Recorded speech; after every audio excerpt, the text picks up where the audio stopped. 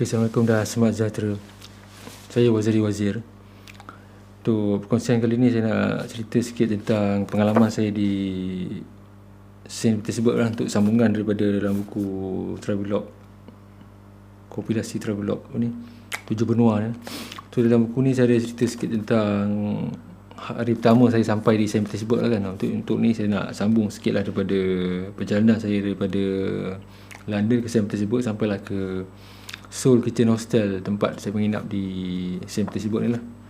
Okay, dalam buku ni saya sampai, last kali saya cerita, saya tekan loceng je, maksudnya ada sambutan daripada orang kata apa, receptionist hostel, Soul Kitchen Hostel tu lah.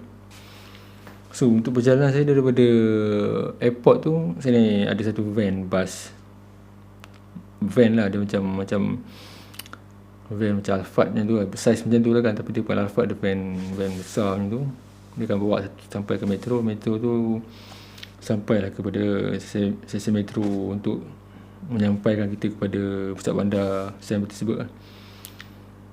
Okey, di sana saya sampai di stesen Sadovaya. Stesen Sadovaya, metro Sadovaya ni macam exchange station. Kalau kita contohlah, kalau kita daripada Masjid Jami' ataupun laluan Kelana Jaya, kita nak pergi ke Ampang, kita kena tukar di stesen Masjid Jami' kan. So Sadovaya tu lebih kurang macam tu lah, exchange station lah. Tempat yang stesen yang saya nak turun yang berdekatan dengan hostel saya tu ialah Edinburgh Terskaya.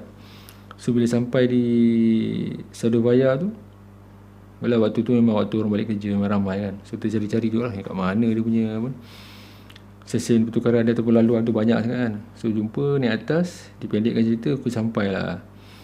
Salah satu petanda untuk sampai kepada hostel saya tu ialah saya masih jumpa Sungai Moika, dan orang kata kita nak melintasi jambatan warna merah lah. Cuma waktu malam tu kalau kita nak tak nampak sangat lah jambatan tu kan, jambatan warna hitam ke warna grey ke, dia lebih kurang macam warna merah lah, tapi jelas sama-sama cahaya tu nampak lah.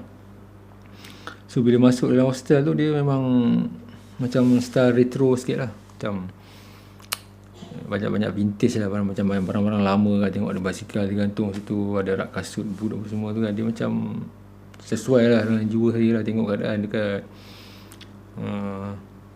hostel, Soul Kitchen Hostel tu. So bilik yang saya booking tu sebenarnya saya tengok macam untuk lelaki semua lah kan. Dia ada asing, tapi bila masuk tu punya dia campur. Yang bagusnya hostel ni bawah, katil bawah tu dia ada tempat untuk simpan barang lah. Kita boleh lock lah dalam tu. So ada double decker dan single. Dekat luar hostel tu dia memang menghadap Sungai Moika lah. So bila sampai je dalam hostel ni, sebelum check in saya tanya dulu dekat receptionist tu kan, ada tak kedai runcit yang masih buka ni kan. Pasal saya memang daripada London ataupun Malaysia, start dia bawa Maggi ke makanan apa kan, cuba cari biskut-biskut lah. Perut pun lapar kan, malam sejuk kan. Dia kata ada dekat bawah tu, tak jauh daripada corner tak jauh daripada hostel tu, belok kanan ada satu kedai runcit. Dia macam Speed Mart style macam tu lah, kecil lah, tapi dia macam rare lah, macam kampung-kampung macam lah. Ada rak-rak dia macam kedai runcit kampung-kampung lah, walaupun terletak di pusat bandar Saint Petersburg kan. Lampu dia malap lah macam tu kan. Saya beli macam roti kering lah, roti kering yang kampung tu kan, ada buah pisang macam tu. So duit tu saya ada tukar, duit rubel Rusia tu dah siap saya tukar di airport lah. So untuk tahu cerita sebelum tu kena dapatkan yang buku ni lah, buku Kembara 7 Benua ni. So ni saya kongsikan sikit pemandangan di luar hostel tu. Luar hostel ni, itulah saya bagi tahu, dia menghadap Sungai Moika. Sungai Moika ni kalau deep winter yang betul-betul sejuk ni, memang boleh jalan atas sungai tu. Dia punya sungai tu beku atas tu. So ni pun pemandangan di luar hostel tu. Hostel ni pun tak jauh daripada museum yang terkenal di Rusia tu, Hermitage.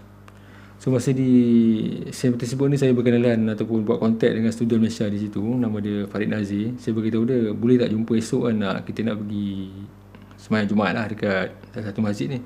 Dia kata boleh, dia kata jumpa, nanti dia datang dalam pukul 12.30 tengah hari. Dia kata 12.30 tengah hari macam lewat je, tak lewat. Dia kata okey. Dia kata Zuhur Jumaat masuk dalam pukul 1.25 kan. Dan saya ingat nak keluar pukul 8 lah, boleh lah kita jalan-jalan. So pukul 8 pagi tu saya keluar lah dekat bawah tu, tengok saya gelap ni kan. Rupa-rupanya situ matahari naik waktu winter, matahari naik pukul 10 pagi. 10 pagi tu macam kalau di sini tu lebih kurang pukul 7 pagi naik kan. Jadi pukul 10 pagi baru matahari naik. So kalau pukul 12.30 tu maksudnya dalam macam pukul 9 lah. So pukul 10 tu saya turun lagi. Wah, turun-turun ingat ada sunrise tu. Tengok masih gelap lagi lah. 10 pagi tu macam pukul 7 pagi lah suasana dia tu. So bila jumpa Farid Nazir dalam 12.30 tu, okay, kita naik train. Tak ingat apa nama punya stesen metro dia tu. Terus pergi ke masjid tu lah. Sampai-sampai tu orang pun dah mula ramai lah dekat luar kan. Sebab ada tempat kosong lagi boleh masuk kat dalam tu lah. Kebanyakan orang Islam di situ orang Uzbek dengan orang dari macam Tatarstan lah. Sembahyang lah tu memang orang kata apa, memang rapat-rapat lah. Jarang lah kalau kita sembahyang dekat Malaysia tu ni memang bau-bau tu memang sempit lah kan. Macam tak ada ruang. Memang bau bertemu bau kaki lah. So lepas tu jalan-jalan kat situ lah pasal waktu winter ni dia lebih kurang 6 jam je waktu siang ni, waktu daylight hour lebih kurang 6 jam. 10 pagi matahari naik, sekitar 4.30 tu dah masuk waktu maghrib lah tu. Dah gelap lah. Isyak lah pukul 5 macam tu kot. 4.30 tu dah maghrib lah. So esoknya barulah orang kata apa, kita berjalan di Museum Hermitage di St. Petersburg tu lah. Di situ pun saya buat select lah. Saya masuk dalam tu ketika rule kata jangan, tak boleh bawa telefon naik atas, tak boleh bawa kamera kan. Boleh masuk bawa kamera, bawa telefon, tapi kena simpan dekat dalam locker. Dia bagi tempat locker dengan simpan baju tebal lah. Saya pun simpan lah, kita takut lah Rusia kan, takut apa-apa. Dia pun Farid Nazir pun dia pun baru sampai, dia pun tak tahu. Dia pun bagi telefon apa semua simpan dekat locker. Rupa-rupanya dekat dalam Museum Hermitage tu boleh je ambil gambar, walaupun ada undang-undang dia tulis itu tak boleh bawa kamera, tak boleh bawa telefon, tak dilarang ambil gambar dalam tu. Tengok orang ambil gambar selamba je dalam tu. Bila kita takut lah kena tangkap, kena tahan kan tempat-tempat orang. Rasa menyesal juga lah, nak turun dah jauh lah kita jalan pusing-pusing dalam tu kan. So gambar dalam orang kata pun dalam Museum Hermitage tu memang tak ada lah, pasal telefon pasal tinggalkan kat locker. Kamera memang tinggal lagi lah. Kita tengok je lah dalam tu. Banyak barang-barang orang kata pameran, barang-barang istana Rusia lama dengan apa ni, Soviet lah, zaman Soviet masa tu, dengan lukisan-lukisan lah, lukisan painting gitu. Kalau tengok memang macam apa ni, dia punya memang macam gambar betul lah, dengan lighting dia tu memang cantik lah. Kebanyakan lukisan lah dengan artifak sejarah kan. So lepas habis tu aku tak silap dia petang tu bawa pergi makan lah. Lepas makan tu saya balik hostel packing barang lah untuk malamnya tu ambil train ke Moskow lah. Train saya tu saya ambil Krasnaya Strela ni ataupun Red Arrow lah. Train dia nombor 001. Orang kata train nombor 1 di Rusia lah. Banyaklah digunakan oleh orang kata apa, tokoh-tokoh politik Rusia zaman lama lah. Dia ada first class apa semua, saya ambil yang third class juga lah. So yang tentang dalam train tu nanti saya sambung lain lah. Cerita dekat masa stesen kereta api tu pun agak mendebarkan lah juga kan. Maksudnya masa tunggu train tu pun ada masanya macam saya rasa dah nak menangis pada nak balik Malaysia, pada nak orang kata nak terbang ke Istanbul, lepas tu balik ke Malaysia pada pasal macam tak pasti lah. Pasal situlah bermula je perjalanan saya untuk menjelajah Rusia ni. Maksudnya daripada St. Petersburg, saya start daripada atas, bukannya daripada Moskow. St. Petersburg, Moskow, Kazan, lepas tu Baikal, Mongolia, masuk ke Beijing.